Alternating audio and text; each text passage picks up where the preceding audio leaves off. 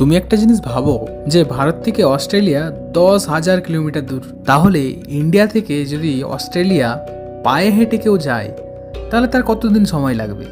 চলো আমরা দেখে নিই।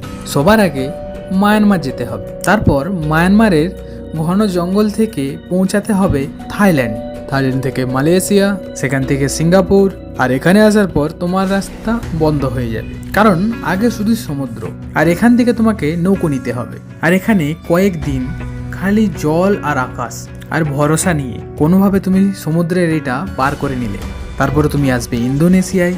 কিন্তু এখান থেকে আরও মুশকিল হবে তোমার রাস্তা, কারণ ইন্দোনেশিয়া এখানে হাজারো দ্বীপের দেশ। কিছু কিলোমিটার তোমাকে পায়ে হেঁটে যেতে হবে, কিন্তু আবার তোমাকে বোট নিতে হবে। এরকম 1000 কিলোমিটার পার করার পর তুমি যদি এইটা পেরকো পার করে নাও, তারপর হবে অস্ট্রেলিয়ার সব থেকে কঠিনতম জায়গা, যেটা হচ্ছে তাইমোর সি। ইন্দোনেশিয়া অস্ট্রেলিয়া যাওয়ার পথে 500 কিলোমিটারের একটা সি পড়বে, খুব ভয়ানক সমুদ্র পড়বে, আর এখান থেকেও তোমাকে একটা বোট নিতে হবে। আর এখানেও কয়েকদিন খালি জল আর খুবই কঠিন বৃষ্টি।